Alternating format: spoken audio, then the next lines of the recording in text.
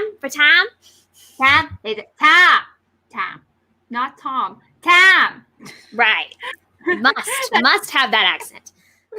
Absolutely. This is gonna be a fun one. I cannot wait to dive into this match with you. Hi guys, I'm Alex Mack, part of the Call to Action crew, and I'm here with the wonderful stats queen, Miss Max. What up, girl? Yeah. What up? This was definitely an entertaining match, as well as just a match well worth diving into. So it's been a crazy tournament, and this is no exception. And we knew going into this match it was going to be a weird one. It was going to be a fun one.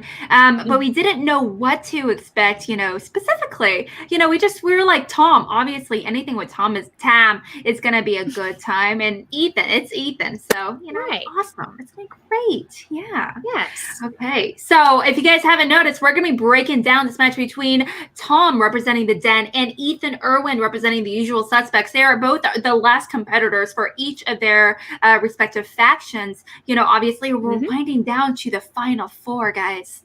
Oh gosh, we're getting there. Gosh. It's so getting there. And it's, oh my gosh, so between this we start off with 36 competitors and now we're down to like almost 4. It's crazy. It's crazy. Absolutely. Yeah. All right, but we are going to be diving into quite a bit for this match. So, you guys, spoilers ahead. I just want to give you a heads up, obviously. This is a breakdown where this is not a reaction per se. But we're going to be going over the stats. We're going to go do a little bit of character profiles and doing a little bit of rewatching of the match itself. Not going over the promos or anything all that much. We're just like sticking to the match, pretty exclusively. Okay, so let's go ahead and dive into it. So our first segment, of our call to breakdown is obviously it's our brand new segment. We're going to be diving into the stats right away. It's called Match My Stats. And we have some stats from our stats queen. Yeah. Again, a very interesting match per se. So could you, explain, can you read this chart for me? Yes, absolutely. So going straight into round 1, we ended up with perfect 9 for 9 from both competitors. So perfect round plus the bonus for both Erwin and Tom. Moving into round 2, Erwin does elect to spin first, and he decides to stick with Cate Blanchett on his very first spin. And it turned out to be a good plan because he swept the round. Total 8 for 8. We then get into Tom's round 2, where he spins away from romantic comedies, which he does hit first, and ends up taking 1970s. Is able to hit 5 points, answering 2 questions straight up, but for the 2 points, checking down a multiple choice twice, missing a multiple choice on the very first question, and Erwin is able to steal that. So that is big going into, then we get into round 3 where Erwin is 4 points ahead. Tom has to go through all 3 of his round 3 questions first. He does miss his 3-pointer in musicals, and that leaves Erwin with only having to hit his 2 and his 3 to ultimately win the match. Erwin does hit a 100% across the board, both accuracy and potential points earned, which is amazing. But Tom's no slouch either. He still hits an 87.5% accuracy and a 77.8% of his potential points earned. So 21 out of 27 possible points, whereas Erwin was able to hit the full 23 for 23. Oh my gosh. So much. It's so intense. I mean, this is another great match. Yesterday we did a really great breakdown with Adam Collins and Brendan Meyer, which we talked about having a championship level, just going over the exclusive the numbers. But this is another example of great great numbers from both of our competitors today. Both Ethan had 100% accuracy ratings across the board for both accuracy and obviously points per average as well, getting 23 out of the 23. But Tom, obviously, 87.5% accuracy is nothing to scoff at. Absolutely not. And getting 70s as a category is so difficult. So difficult. It is. And it was not something that he wanted initially. He ended up taking it after spinning away from a category, and that's the gamble you take when you spin again. And he wasn't able to capitalize enough on it to keep step with Erwin. And that unfortunate miss in musicals, which was also a musical from, I believe it was the 80s. So another kind of older movie that kind of stumbled, that kind of tripped him up a little bit there. Absolutely. I do know, I believe the musical specifically was on Hairspray. I could be wrong. Yes, or it was was either that it was either Ethan's Hairspray or question? Grease, but I think Hairspray is correct. Oh, Hairspray was Ethan's question, now that I think about it. I believe. Okay, anyway, but I could, maybe it's Tom. I'm totally misthinking it. But yeah, what a great match. I would have to say, looking at the stats, one of the big moments of the match was, was actually the big steal that Ethan was able to get, the Absolutely. huge 1 point steal from Tom. During one of the questions revolved around like what comedic actor played in this role in the Woody Allen movie. And I can't remember what the name was. I don't know who the actor was, but I think that was like the big moment, the big takeaway from the match. Obviously, that really gave him the additional point to put him in that, potential like TKO range, Yes, and Tom was able to recover. He had to check down the multiple choice that very next question, but he then was able to kind of move forward and steam ahead. But at that point, some of that momentum had been lost after that steal. So going into round 3 with any sort of deficit, you have to count on your opponent missing something. And Erwin is not one to miss often. So it definitely put him in an uphill battle. Well, something that you and I did chat really briefly before we went live is just, Cate Blanchett is one of those actresses similar to Will Smith or like Al Pacino. You forget just how big their filmography is, just how vast it is. So it's kind of deceiving when you kind of hear, oh, yeah, I know Cate Blanchett movies. I've seen Blue Jasmine. I know that movie, Elizabeth. I got this, but you forget she has an uncredited, a role in Hot Buzz and, things like that. That was a great poll. That was a really good poll. I was impressed with that. It really was. Yes. So, going into it, I think we also potentially kind of revealed like a very consistent strength trend for Ethan. Is that right? That you kind of mentioned? So looking at what type of categories he has gotten previously in his career in round 2, he has historically done very well with those very specific actresses. So, or actresses, even not actors. Actresses, just to clarify. And then also some directors, Catherine Bigelow, Julia Roberts, Nicole Kidman. Those have been other big ones that he has gotten consistently and very high percentages on. So just double checking to see. Yeah, Julia Roberts. Jodie Foster was also a big one for him. Sigourney Weaver, he also hit. So, and he has not hit Nicole Kidman. I was mixing her up with another one. But yeah, Sigourney Weaver. How dare you. I know. So bad. Unprofessional. Yeah, but that is a definite trend. I do wonder, he did mention that he made it seem like that he didn't put that on the wheel, but, maybe it was acting. Maybe. We don't know. Maybe. We're not entirely sure. Maybe. Okay, with having someone like Andrew Guy in your corner for this match, which that is something new for this match. We have not seen Andrew Guy in a manager position since he coached Jader at the very beginning of the year. Dynamics in there as well. Yeah, absolutely. It was really interesting, especially considering, they have really solid chemistry, but also coming from Guy, he was very focused. Focused as it could be. He was very focused compared to how we've seen him in previous matches. He was very put together. He was on point. That the dad polo and everything. I was really excited to see it. So I was kind of, and I've been mentioning it for a while now. Guy, if hypothetically he's like, I just don't have the time to be in a, to study and compete actively, I could 100% see him being a commissioner or a manager or something along those lines. I could, oh my gosh,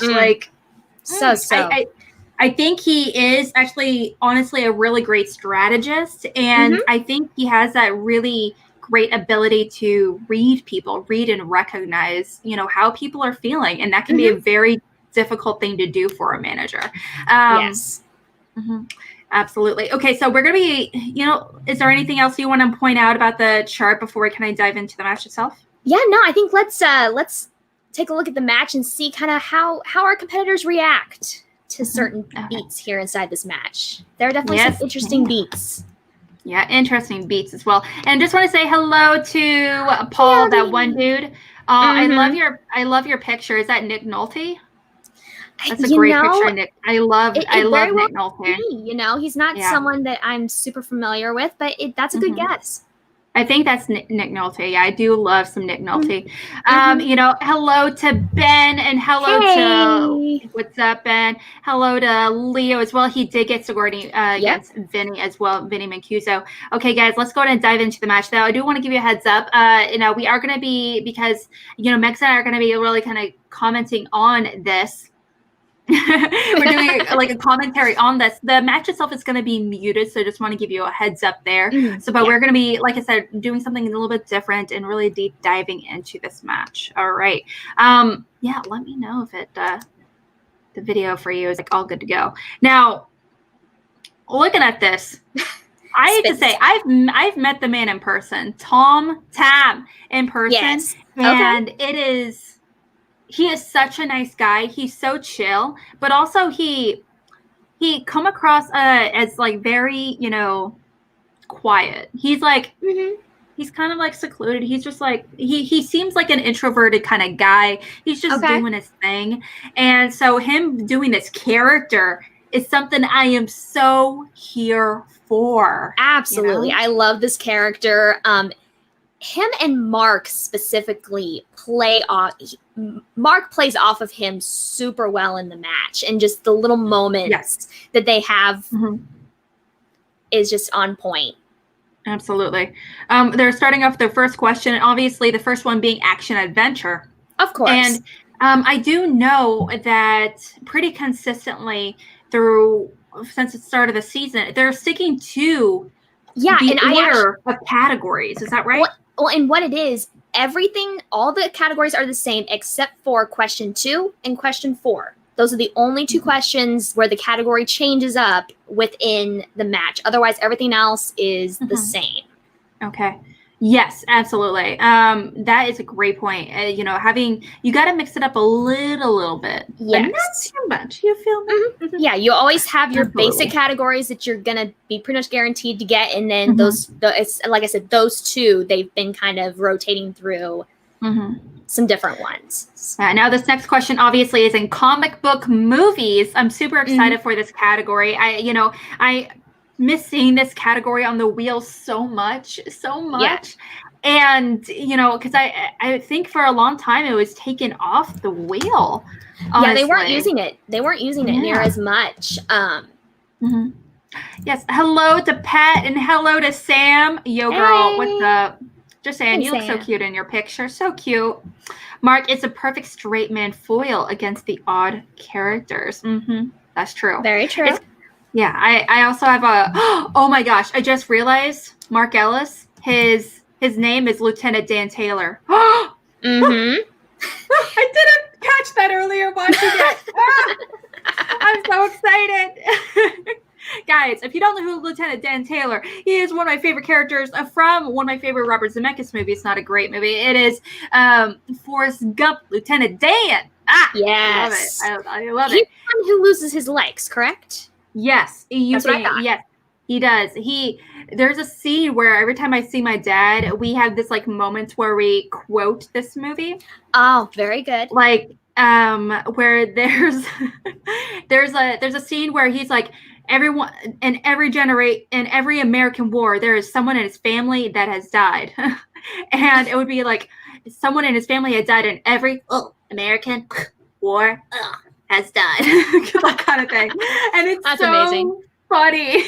And this very end, the last one was like a World War II like reference, and it would just be like Lieutenant Dan being with his tongue sticking out. It looks like a turtle. That's awesome. Lieutenant Dan, ice cream. Yeah. Yes. That's him. Yes. It has been far too long since I've seen that. I need to. Yeah. There's a lot of references in that movie, which I really appreciate. That's a movie, again, I grew up on. My dad would quiz me on that movie. My dad would be like, he would be like, what Oscar-nominated actor was played Elvis Presley in the movie, but we don't actually see his face. It is Kurt Russell. The answer was Kurt Russell.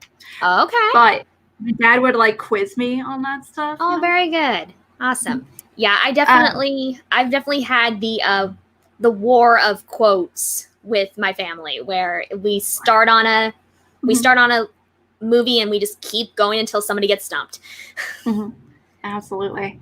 Okay, well, they are currently going in. They're still in the middle of the first round. They're at 5-5, obviously. So right now, everyone's asking who's going to blink first. Exactly. Obviously.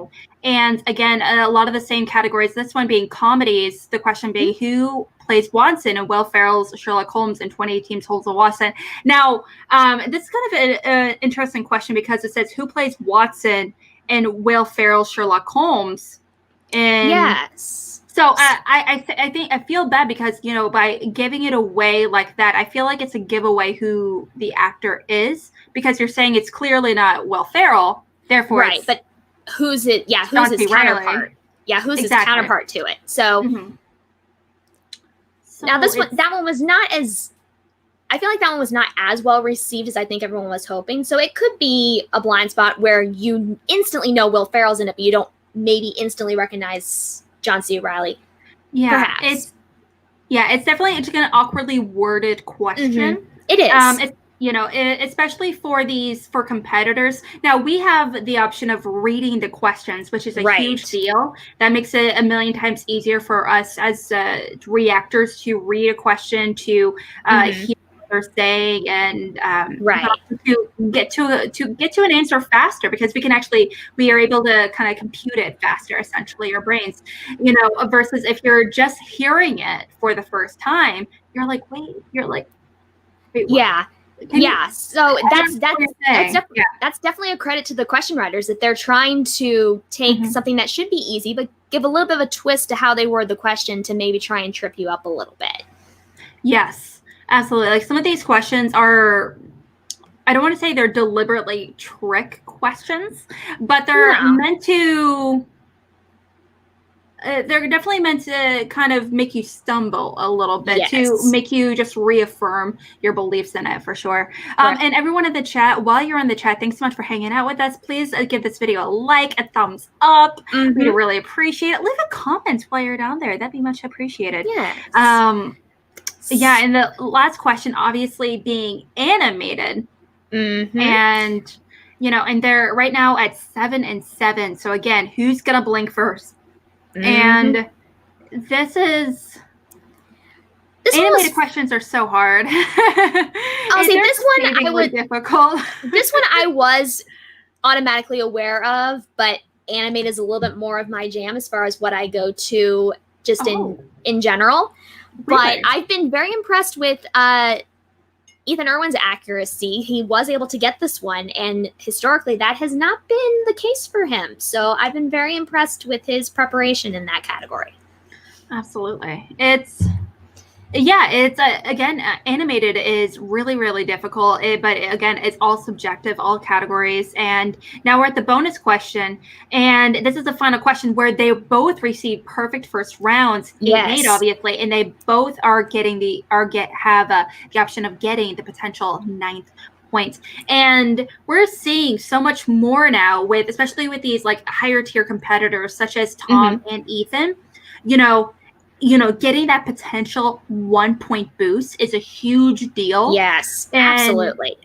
And having that going into the second round is I don't want to say a necessity, but it can really be a game-changing point going into the next round, for sure. Absolutely.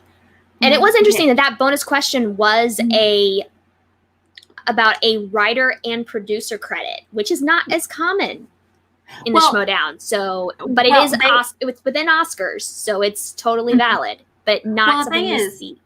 Well, let's say they also directed as well. True. Yes. Movie. They weren't nominated for Best Director, I don't think. No, Renbach. But they did. Yeah, they were nominated for Best Original Screenplay as well, but they also produced it. But you know, that's like the big name that's associated, with the movies outside of the, stars, obviously. Now we are going to be pausing here in a few seconds, just kind of go over the wheel. But I know you said earlier that you wanted to kind of, you wanted to listen to the little back and forth a little bit, right? More so like when they hit their spins, kind of the dynamic of between the manager and competitors during that deliberation, particularly. But whenever you want, I can run down what the categories were that actually were on the wheel. And it was a good wheel too. And kind of the deliberation that Guy and Erwin had here before they spin, it definitely was. They had a good plan going in. They had a pretty good idea of what was going to happen before they got to the match. So that was really good to hear that there had been some good deliberation and dialogue prior to this. Okay. Well, I'm going to go ahead and turn up the volume here. Yeah, go right ahead. Let me know if the volume is okay. And we see ourselves with Kate Blanchett. Kate Blanchett, 60 seconds to decide. Andrew, starting now. It's interesting. Usually I go, if there's something I feel I will know at least 50% of. You can turn it up a little bit, I think. A little bit? There's nothing on here that really scares me. But I also, tempting fate is tempting fate. So I would like to actually hear I'd like to hear your thoughts on this. This is one of those where I definitely will get 50% of them. Can I get 100? Probably. If you're feeling that confident in Kate Blanchett, I'd say go with it. I feel like there's a lot of other really strong categories on the wheel for you, but I also feel like you said tempting fate isn't a good idea. I think 50+%, and I think you'd probably do better. It's you, it's big time. So if you feel confident in what you're doing with Kate Blanchett, I say go for it, man. Yeah, let's stick with it. Let's do it. Let's see how it goes. All right, so are you sure? Yeah, I am. I'd rather that than get like opponent's choice and be mad at myself. All right, good. That's right. That's the right mentality. All right, so thank you, Andrew. We're going to drop you out here too. We're going to bring back. Okay. I'm going to go ahead and take. Yeah, I'm going to go ahead and take that off now. Yeah, go right ahead. Yes, while we're still going to be watching as well, just want to give you guys a heads up, y'all. Now, that was a really interesting combo. Now, again, we did mention earlier in the episode that the Guy has managed, Jader, obviously, in his real big match against Brittany Young, and what a fantastic match, for those, for those debut competitors. Right. But Guy in that role is just low-key killing it, that confidence. It's like the strategy behind his chat with Ethan was doing some good things for sure. What'd you think? Yeah, absolutely. I think he definitely slides into that manager role very easily because he does have so much knowledge of how questions have evolved and how categories can be inside the Schmodown. So some of the other things that he was looking at, he spun Kate Blanchett first, but there was Nora Ephron, courtroom and legal thrillers, SNL movies, Kevin Smith, Disney, 70s, rom-coms, comic book movies. That's actually on the wheel, which is great. Denzel Washington, and of course, spinners and opponent's choice. So I could definitely see that there were some more broad categories that I think he was maybe not wanting to hit if he spun again. And just kind of a theme that's been going on. Some of these more niche, smaller categories can be a big benefit to these competitors, but we also saw that with Kate Blanchett, that the questions that he got, there were some that were more of her not as well-known movies. So there were definitely some deeper cuts into her filmography that could have definitely tripped him up. Absolutely. Well, as we know, larger genres, family movies, dramas, historical epics. Well, I don't even know what historical epics really means. I'm excited to hear that one. Like I can think of a few, but I'm sure there's gonna be some there. I'm gonna be like, what in the world is this? I've heard very consistently from a number of competitors. They've mentioned, is there one or two categories that you want to steer away from entirely? And one of them was reboots and remakes, because that's so vague and that's everything across the board. all genres and all actors kind of thing, but also historical epics, just because it's a category that we don't really have a hardcore definition of. Because I've been in, discussions and debates before about what defines a historical epic. Like, I consider the Kill Bill Volume 1 and 2 to be an epic, but technically it's not an epic. Right. The Lord of the Rings trilogy, I consider that an epic, but apparently it's not an epic. Things like that. So it's just like, yeah, I don't know, and I'm wondering if these historical epics are kind of their replacement for, or kind of a subset of the period piece films. We had those for a while. I don't know. I would love to see it show up in a match, just to kind of get a little bit of an idea of what it is people are dealing with in that category. Absolutely. The only guaranteed epics I can think of off the top of my head, they are like Swords and Sandals kind of situation, where it is like Spartacus with Kirk Douglas, Braveheart, Troy, Cleopatra. Those are like the ones where I'm like 100% everyone considers those epics. But the definition, Patriot Game, sure. A lot that, or like a lot of war movies are considered epics. But the definition is a little iffy. So that's definitely a category I would love to see more of, and fingers crossed in the future.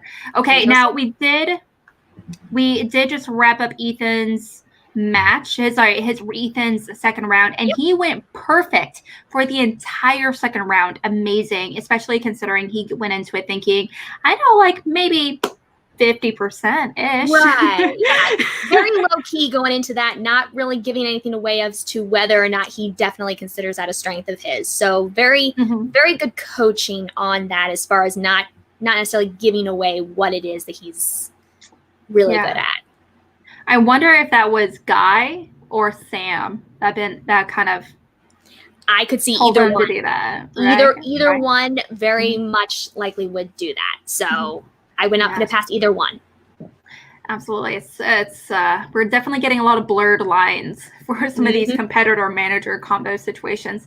And over to the chat real quickly before I dive back into the match, are the Apes trilogy epics? I've been told they're not, but I haven't seen them, so I can't give you an answer. What do you think? So I have seen the first one in its entirety, but only parts of the other two. So they definitely have. I would probably say the last two are more epic than the first one. So I don't know if I would consider the whole trilogy an epic, but I definitely see War and Dawn to be more of the potential. Or no, I'm sorry. No, it went Rise, Dawn. Anyways. Well, it definitely has the potential to be in the discussion, whether it is or it isn't. Yeah, having not looked really closely at the IMDb for those, I can't say exactly what they've been categorizing it in the past. Yeah. I think there's also the difference between modern epics and historical epics. Absolutely. Yeah. Whammy. Okay, yes, so hope that barely not really answers your question. We don't know entirely. I don't know. The lines in these categories are very blurred, and no one's told us exactly what it is. So we're playing in a big sandbox here.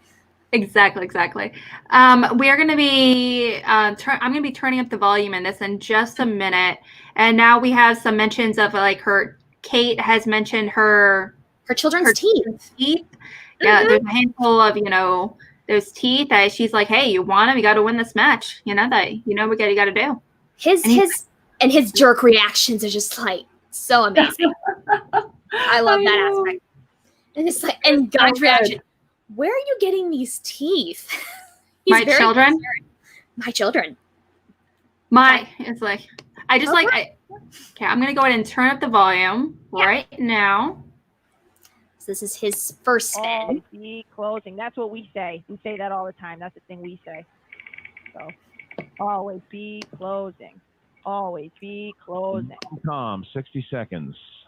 60 seconds, starting now. Tom, of everything that's left on the wheel, where does this fall? Do you feel comfortable with this? Do you feel like, there's worse out there? You feel like there's better out there? What do you think?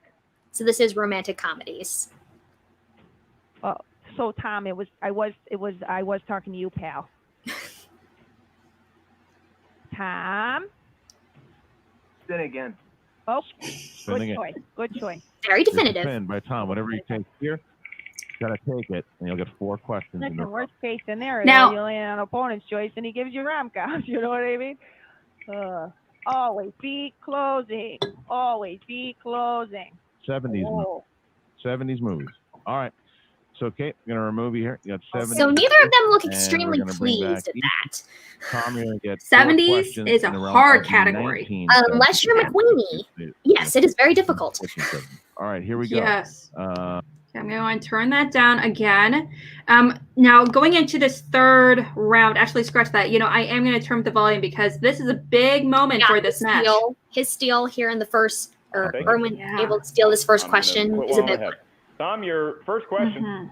in the world of 1970s movies is, for 2 points, which famous comedic actor played Dr. Ross in Woody Allen's cult hit Everything You Always Wanted to Know About Sex?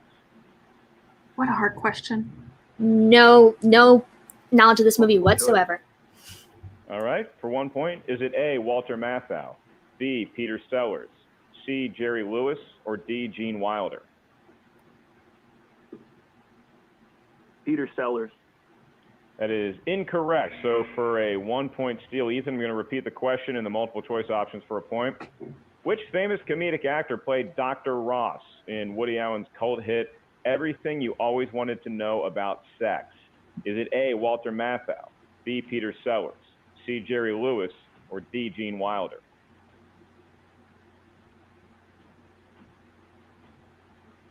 Ethan takes his time on this. 5. I'll say D, Gene Wilder. Kate Blanchett wasn't in it, but he still got the point, Christian. That's a big steal for Ethan. Huge big steal. It was Ethan. We're gonna huge. Find ourselves now 8. Okay, Huge now, yeah, so as I go ahead and turned off the volume again for that one. Mhm. Now, catching up now, we already know that, moving forward, he does perfect for the rest of the second round, obviously. But that was a really, really hard question. But this also makes me even more impressed with his knowledge because 70s is such a hard category from the get-go. Decades in general are difficult, Yeah, he does have to check down a multiple choice in the second question, but everything else he's able to catch for the full 2 points. So definitely not a bad showing. Getting 5 points out of that round is nothing necessarily to shake a stick at. But definitely giving up that 1 point steal was a big, I think, momentum breaker for this match for Tom, potentially. Absolutely. Yeah, there's definitely a lot of questions in the chat regarding Tom. It's like Tom is so freaking weird as a character, a lot of good stuff. And hey, if you want some more Tom, if you want to see, if you want to chat about Tom outside of the Tom character, the Cinefanatics tomorrow, they're going to be doing a breakdown with Tom and, Nice. Tom Raymond, who is Tom, and, they're going to be breaking it down on Schmodown Replay. So I can't wait to watch that because, Awesome. he's such a cool guy. Yeah, that's He's awesome. doing so much. And now, oh my god. Okay, so this is like these are a lot of really, really difficult questions, and I feel like it was fun, though. Oh my there was gosh. that deep cut question in the third question was about Monty Python and the Holy Grail, which that's more of a cult classic from that era. So that one definitely is but also it's well beloved by a lot of people. So yeah, Tommy is also a huge cult classic as well. It's a huge musical, that's done, on Broadway quite a bit. So, they're both like pretty established. So it actually kind of makes me, I don't want to say a little more comfortable, but they're definitely towards like the more well-known movies for sure. Like my parents know about Tommy. My parents know about, Monty Python and the Holy Grail. Again, one of the most quotable movies of all time. Yes. But yeah, it was that 1 pointer steal. I don't know about it completely changed the dynamic of the game, but it definitely changed the momentum moving into the third and final round. Absolutely. Now, I do kind of know from everyone in the chat, what were some of your thoughts watching this live? If you had any feelings, did you think, oh my gosh, it's done.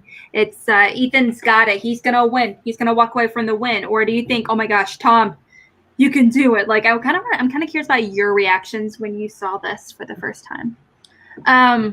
Going into this match, Megs, I know you said that you thought Ethan was going to take the cake. Is that right? I did. I definitely gave the edge to him, but I definitely figured it was not going to be a blowout. That is just not.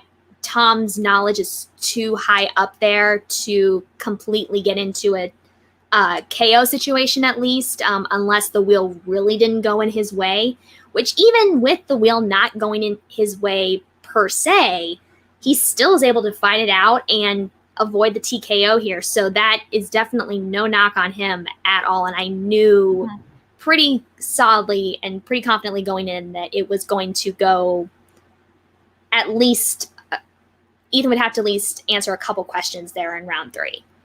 Mm-hmm. Yeah, these are also I do kind of want to pull up to when Tom gets to his 3-pointer. I do want to take a moment to highlight his 3 and 5-pointer questions, because those were tough. Those were tough. Yeah, and Strictly Ballroom is actually one of my favorite movies, one of my favorite dance movies growing up. I love that movie. I just love Baz Luhrmann in general. I think he's incredibly underrated as a director. Okay. But yeah, so we're gonna go ahead and pull that up here in a few moments. Let's see. Yeah, so I have to agree. Ben Rayner over in the chat's doing pretty awesome. I also thought Guy worked great managing Tom, and didn't realize he managed before, but must have missed that match. Yeah, it was earlier this year. Like we said, between Brittany Young and Jader, he managed Jader, with the wheel. It was really, and Janine was also there as well. I feel like that was it was one of the very first matches in the year. So it was like January, February, very early on, which, considering what life has been like, it feels like a decade ago. So. Yes, it was a great one. Yeah. I don't know what year it is. Like, that feels so long ago. So yeah, here is his musicals question that he missed. Oh, I should probably pull this sucker up. What a hard question. So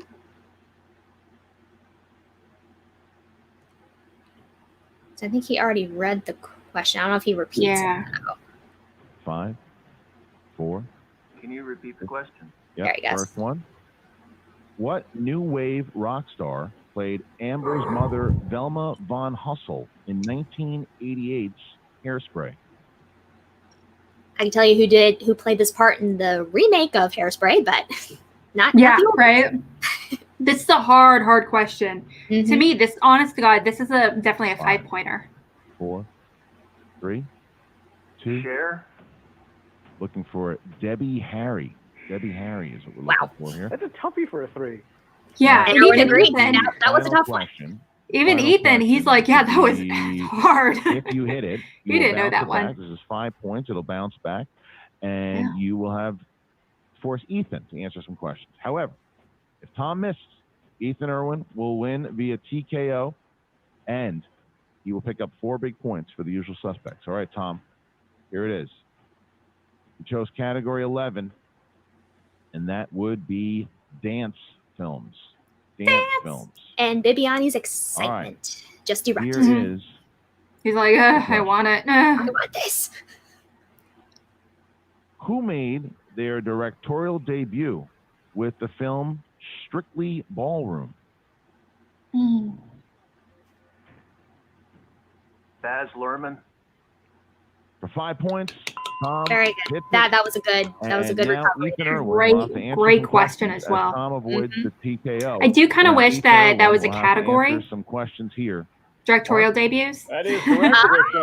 That's very interesting. I like it. 2 questions. So we need some sub. We need some sub questions, or we need a cameos question. But you probably don't want to come to that because that's probably a harder question. So Ethan, for 2 points, you selected number 17, and Doug Williams' number corresponds to the category. of directors. Okay.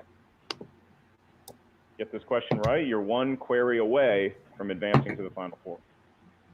And here it is for 2 points. Office Space and Idiocracy were both directed by which comedic individual? Mike Judge. No That is hesitation. correct. As points. expected. And now, Ethan Erwin. Him and his Finds himself directors. trailing Tom by merely a point and can win with this next question answer. Ethan, for your 3-pointer, you selected number 1.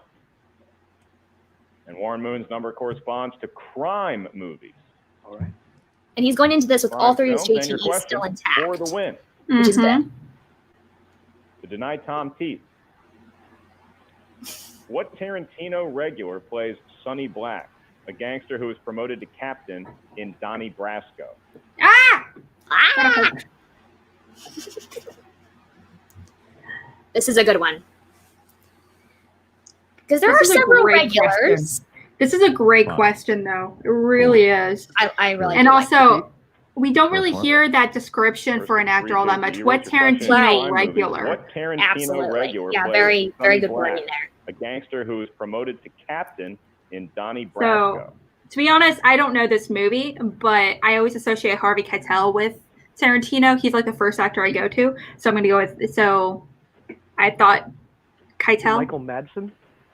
Okay. And your winner! And here's the thing, though. He only uses one repeat.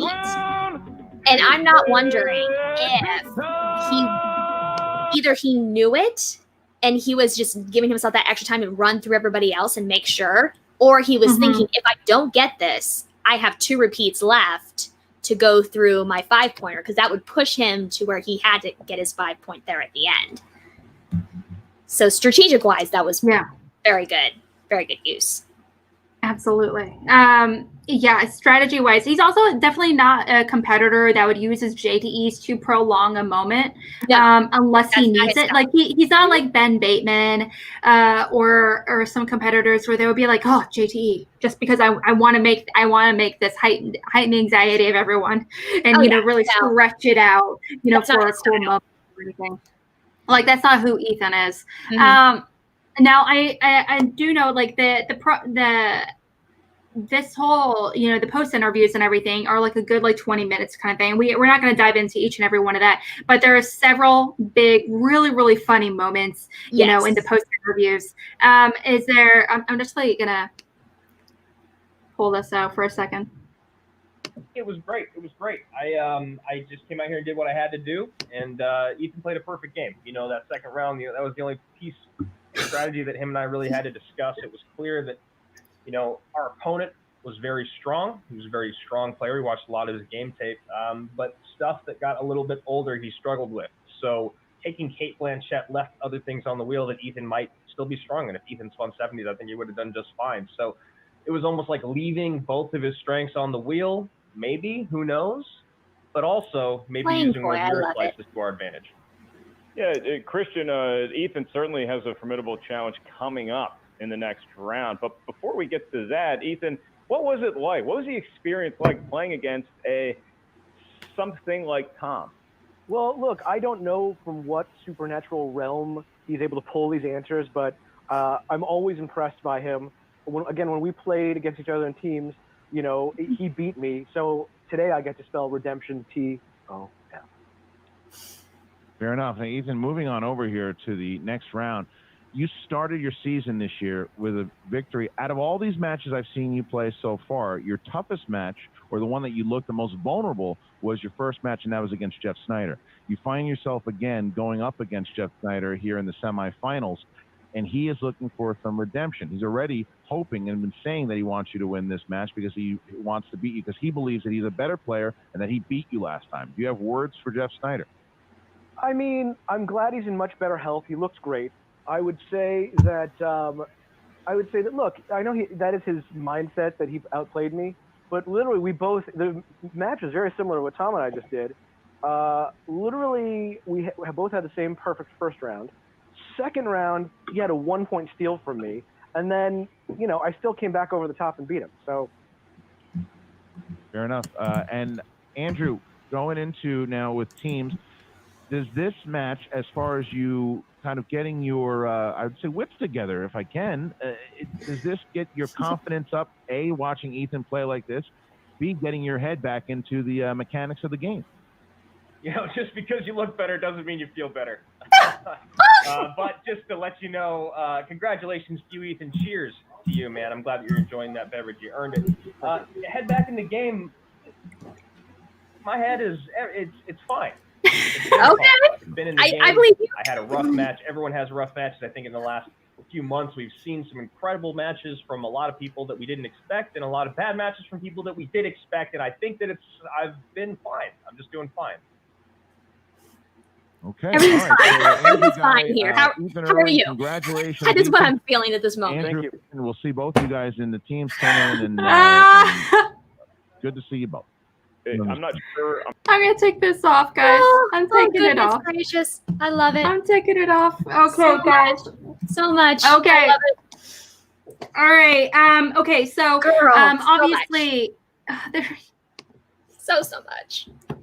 a heart goes out to Guy. Oh, he is a national treasure. Okay, so we just read the match itself. We are going to be moving on to our next segment of our, called a breakdown, which is competitor profiles. Now, obviously, I am going to reflect back to our stats again real fast to kind of go over that. But before we do that, these what a great match overall. Let's talk about some of the, obviously Ethan, he's going to play Jeff. Maybe he'll win. Maybe we lose. We don't know.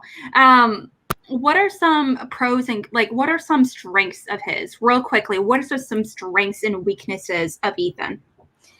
Ethan is just one of those that knows a lot about a wide variety of categories. And it is seeming to be that as time has gone on this season, the big glaring blind spot that he had was that animated / Disney. And he has been hitting his animated round 1 questions pretty consistently this season. So he's definitely this season learned to maybe I need to start shoring up on some of these things. He's got a little bit more of a drive to really up his own game. Whether that's coming from Sam and Guy both, just the way that he's working with the usual suspects, he has definitely upped that con that I would have given him last season. So the only, and again, I think it kind of goes back to what we talked about with Collins. He plays so chill. What's going to happen when he gets kicked back? If somebody really brings it to him and he's having a slightly off day, is he going to be able to give that final push to pull things out if he's behind?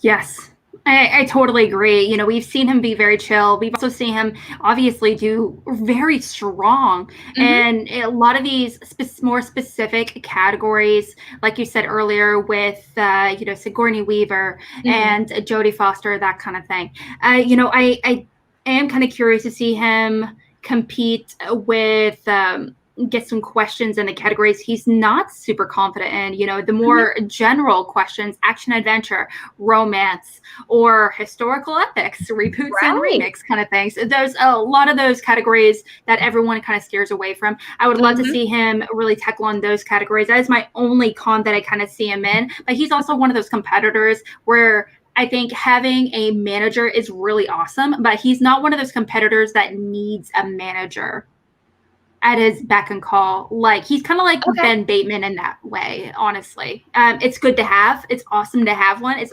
usually it's preferable to have one. But Ethan is one of those competitors that he's very self-reliant. He's very comfortable with making decisions if he needs to, obviously. And so he doesn't really need someone over his shoulder to monitor him to make sure he's on point.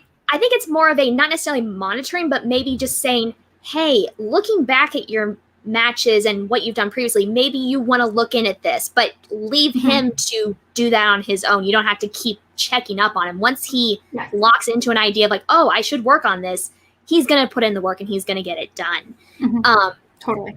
And even with, I just looked back real quick at his first match against Snyder, he ended up only getting 4 points in that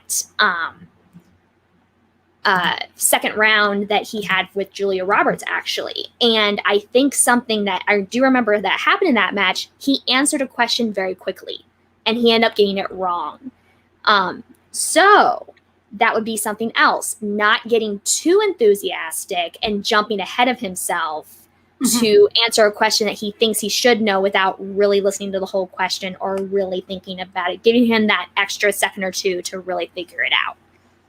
Yeah, no joke. He's definitely learned from his mistakes where, similar to Ben Bateman, again, I believe Ben Bateman, he mentioned that after a match, he ended up losing a singles match because he answered questions too soon. He got overconfident where they were, even though they were the wrong answer. And Christian was like, you just need to like pause. And so that's why he has a cup and he drinks water, and between questions to give him those few moments of time to kind of reflect on, to make sure to just reaffirm the answer for himself, to kind of really set it in for him. So I do think that Ethan might have had a similar situation, maybe not with Christian, but he might have had a moment where it like that, or maybe someone told him where it's just like, hey, slow down, think it through, just a double check. You got like 15 seconds to chill. Okay, so we talked about Ethan. So let's kind of move on to Tom. What are his strengths specifically? So specifically, he is not one who's necessarily going to make a rash decision. And his character helps with that because his character is kind of this a little bit slower moving, not really a hyper character. He is reserved and kind of that recluse style where he's constantly hunched down. He has a very wide range of he has a very wide range of knowledge, but I think we've seen some of those gaps kind of creep in, those kind of earlier older films that maybe aren't quite as quickly recalled for him. And whether or not he is going to be a competitor that's going to devote a ton of time to doing a ton of studying, to really sure up on that stuff. If he's going to take a Ben Bateman approach where he is going to methodically go through all these categories and try and figure out what I need to work on, what am I going to concentrate on, we don't know that much about him as a competitor and what he does to prepare. So that could be something that he might want to consider if he wants to amp it up to that next leg of eliteness. Yes, I totally agree. I think, some competitors, they really thrive in doing a character. Some competitors, it creates the opposite effect for them, where they focus maybe too much on the character or whatever may be, or sometimes it's finding the right character. Like Lon, for example, the delinquent, he thrives as the delinquent. However, he doesn't do really great as, the professor. So sometimes it takes the right character for it to really do well with. But also as Tab, clearly he's, pretty fantastic in that, working with that. Yeah, I don't think his character ever gets in the way of him getting questions. I think it's just, again, I don't know if I quite see that competitive drive in Thomas as the character and the competitor. I could be totally wrong with that, but just outside looking in, looking at what he's the kind of patterns that I'm seeing with his stats, I'm reserved about how much he's going to drive himself to push to that next level. Absolutely. I think that's that's definitely a potential weakness of his. It's just how involved he is. I mean, obviously he's incredibly talented. He is doing amazing in Showdown. Yeah, absolutely. But I don't know, I don't know if he's, from what I've been told, he's not a big studier. He's just like, I know what I know. If I don't know it, Yeah. It's just some people just don't want to. They don't necessarily aren't necessarily in it to constantly be winning and always get themselves to the top. They're doing it because they enjoy it and they want to do it just for the pure fun of it. And they're not like so competitive that like, I have to get to this top elite level in order to feel fulfilled in this. And that's fine. He's still great. He's still the an thing amazing is, competitor. but sometimes, like, competitors like that really do well, just like Jeff Snyder. He doesn't study, and yeah, he's definitely a championship, a former championship belt holder in teams, a defending champion for the Patriots, and he's very vocal about it. He's like, maybe I'll cram for like 30 minutes before, but that's it. But he's not a big studier, and so it's finding what works for you as a competitor, and you got to make it work. Okay, guys, that's it for us today. That was the competitor profiles. We also did match my stats. We definitely want to know your opinions on this new format thing we're trying to work out. We want to make this, a better experience for you guys. And we also want to make this, our breakdown somehow more audio friendly, essentially. Yes. So, but speaking of which, you can actually find us in an audio form everywhere on Apple Podcasts, Spotify, Stitcher, all those really great places, Anchor. So definitely, rate us, like us, review us, leave a comment and like here. We'd really appreciate that as well. And yeah, that's it. Oh my gosh. Okay, we're gonna be doing some breakdowns, some awesome episode of Chill coming up very soon. So definitely stay tuned for that. Megs, where can we find you? You beautiful face and everything you're working on. Yes, absolutely. So on Instagram and Twitter, it is right here, Megs_reclaimed, as well as on the Facebook pages for the faction fan groups, as well as the main MTS page is where I post these breakdowns of the stats. I also expand a little bit to give you a little bit of details on what happened during the match, a couple of the character beats that happened throughout the match. So definitely be on the lookout for those. And you can always find me around here on the C2A account and podcast here, doing breakdowns with my lovely lady here, Miss Alex, and I'll pop in on some other reactions and shows as well. So keep your ears out.